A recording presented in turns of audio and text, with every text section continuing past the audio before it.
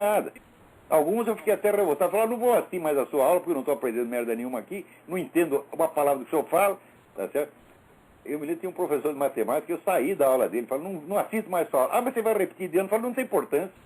Eu prefiro repetir de ano do que sofrer essa coisa aqui, palhaço falando negócio que ele mesmo não está entendendo e eu estou entendendo muito menos. Viu, professor, outro dia eu li um artigo nesse sentido, eu estou muito preocupado, eu estou me formando em Direito, e isso aí que o senhor falou, teve uns colegas que comentaram um dia na sala de aulas, alguns já são pais, falaram o seguinte, olha, se eu pudesse eu não botava meu filho na escola para não aprender tanta vagabundagem.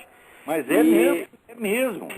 Esse pessoal, vamos dizer, essa classe dos professores, e vive pedindo aumento, reclamando, eles não têm que ganhar um tostão, eles têm que pagar para fazer isso que eles estão fazendo. Mesmo, olha, o senhor disse assim, olha, eu te dou R$100 por mês para você deixar eu ensinar besteira para o seu filho. A resposta é se o bom e velho vai tomar no cu. Nem eles pagando eles deveriam poder fazer o que estão fazendo.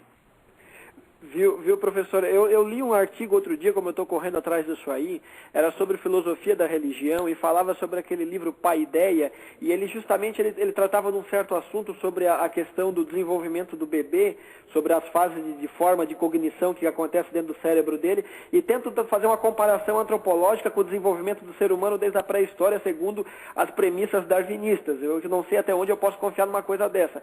Mas se existe algo nesse sentido confiável, porque a minha preocupação também é com a formação moral da criança. Porque eu, por exemplo, eu digo uma coisa para o senhor, essa lei das palmadas do Lula, do professor, eu tomei palmada do meu pai sempre que eu bancava o perversinho e só me ajudaram a não ser bandido. Eu agradeço por cada palmada que eu levei. Então é uma coisa que eu achei assim, extremamente necessária na minha vida. A primeira vez que eu fui molhar o gato por maldade, o pai me deu uma baita uma surra, ele nem de gato gostava, era só para eu aprender a não ser malvado, eu aprendi que eu não posso me aproveitar dos mais fracos porque eu tenho condições. E eu acho isso importante na formação da criança, a formação moral, e é isso que eu estou procurando. Claro que é importante. Eu não apanhei muito, eu só apanhei uma vez do meu pai, mas foi merecido. Eu não sei se eu aprendi alguma coisa com aquilo. Eu acho que eu não aprendi nada, porque eu sou uma besta quadrada. Mas se eu mereci, eu mereci. Meu pai tinha convidado de viajar comigo para o interior, eu tinha 8 anos de idade. Marcou um encontro comigo na Estação da Luz e eu esqueci, fui pro cinema, porra. Vê que sacanagem, e o meu pai lá apavorado, pensando o que aconteceu comigo. De repente estou eu lá no cinema, assistindo Tom e Jerry, eu sinto assim uma mão de ferro me agarrar pelo braço. Falei, ih, fudeu.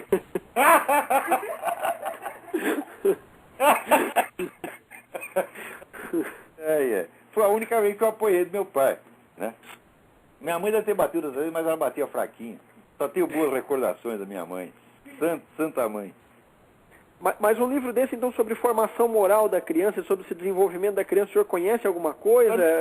Você não precisa dar formação moral nenhuma. A criança aprende, tudo que você fizer, ela faz. Vou dar uns conselhos para você. Eu tenho 8 filhos, eduquei 8 filhos, errei bastante no começo, depois fui aprendendo. Nunca grite com o seu filho. Sim. Nunca dê uma bronca nele quando você está bravo. Espera passar a brabeza e depois você dá a bronca. Não grite, não brigue, porque se você grita com ele, o que ele vai aprender? O conteúdo que você falou? Não, ele vai aprender a gritar. Criança imita o adulto, que é uma coisa terrível. Tá certo? Então, assim, seja bom, mostre para ele 24 horas por dia, fale para ele, te amo, meu filho, te amo, minha filha. Faça isso, faça bastante carinho no seu filho, trate ele bem. Ele vai fazer com os outros o que você fizer com ele. É muito simples isso aí. Lembra-se, tudo que você fizer, por exemplo, você está lá, você briga com a sua mulher, se for brigar com a sua mulher, vai brigar escondido. Né? Você sai, leva a sua mulher no restaurante, lá na casa do caralho, e lá você briga com ela. Agora, em casa não, isso você evite isso, às vezes você não consegue evitar, escapa, tá vendo? Acontece, mas não deve fazer. Agora, sobretudo com os próprios filhos, não intimide os seus filhos jamais. Né? Olha, a Bíblia diz o seguinte, não atormente o seu filho, é a coisa mais certa que eu já vi. Nunca atormente uma criança. Outra coisa, vou te dar outro conselho que funciona pra caramba. Você é o pai, interfira pouco. Sim. Deixa os seus filhos fazer as coisinhas deles, só entra quando é uma coisa de segurança, que tem um perigo para eles, ou é uma coisa obviamente errada do ponto de vista moral, mas poucas vezes. Dê 1 ou 2 ordens por mês e o resto você fica lá longe, tá entendendo? Para a criança aprender que o pai é uma pessoa importante, ele tem que ir até o pai, não é o pai que tem que ficar correndo atrás dele para fiscalizar. Não, o pai tem que ter confiança nos filhos, deixa ele fazer o que quiser. Quando tiver alguma coisa errada, daí você vai lá e entra, mas com muita moderação. Você tem que aprender a respeitar a sua própria autoridade. A autoridade não pode ficar metendo o bedelho em tudo, senão vira o governo Lula, tá entendendo? Ou o governo Obama, e logo se desmoraliza. Um governo que se respeita interfere pouco. Lao Tse, o grande sábio Lao Tse já dizia, né, o melhor governo é aquele que não faz nada.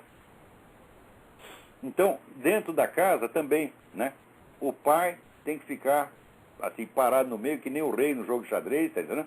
E interferir pouco. É só isso.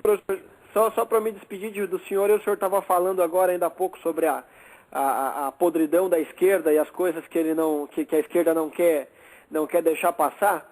Tem o livro do coronel Carlos Alberto Brilhante Ustra, A Verdade Sufocada. Eu comprei agora faz pouco tempo do coronel. Eu não vi uma resenha desse livro na mídia inteira. Tá aí o professor Lungaro se queixando de que, né, o pessoal dos direitos humanos não tem voz e voto ali. Eles ocupam o espaço inteiro. Agora, o que você fala contra para se defender, isso não pode. Eu estou mais ou menos na página 220 do livro, professor. Só para quem não conhece o livro e está ouvindo o programa, se quiser comprar, ele fala da história de como a esquerda, na hora que fazia os seus atentados terroristas contra o nosso glorioso exército brasileiro e a bala pegava, eles até criança de 4 anos usavam como vítima de sequestro para negociar. São bandidos da pior espécie. Hoje estão sendo condecorados aí com gordas indenizações. São assassinos frios e muito bem organizados e muito ricos. Então, muito obrigado pela sua participação. Obrigado. Tenha uma boa noite, professor. Boa noite. Agora, para não dizer, gente, que tudo está perdido no mundo, finalmente saiu o negócio do Legionário de Cristo, né?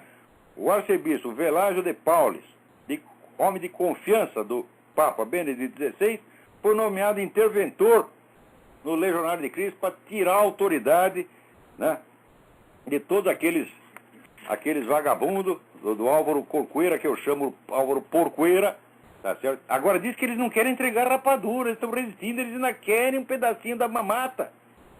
Então, mas olha, não vai ter para ninguém. Vai ter que sair todo mundo e o seu Porcoeira já não manda mais nada lá.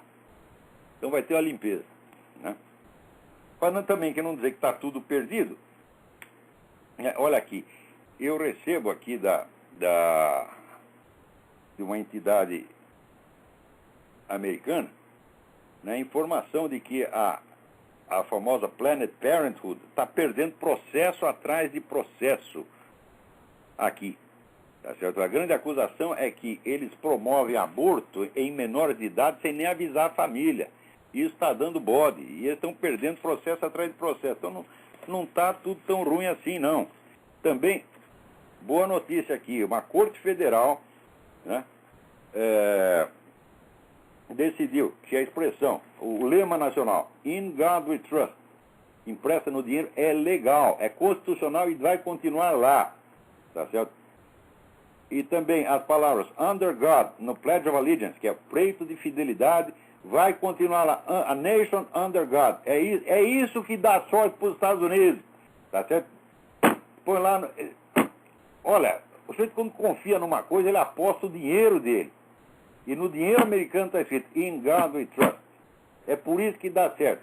Agora, os filhos das putas aí só querem confiar no governo Lula. Não vai dar certo, porra. Vai falar, In Lula We Trust. O que é isso, porra?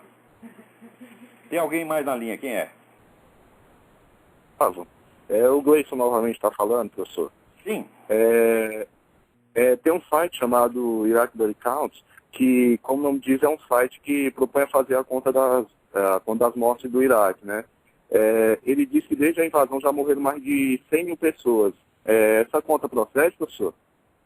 É possível. Agora, eu acho que 100 mil não é uma conta exagerada. Agora, aqui o pessoal estava falando em milhões. Agora, 100 mil, meu filho, no Brasil mora 100 mil em 2 anos em tempo de paz. Para você ver a gravidade da situação brasileira e a nossa mídia inteira fazendo barulho por causa do Iraque. Olha quanta gente está morrendo no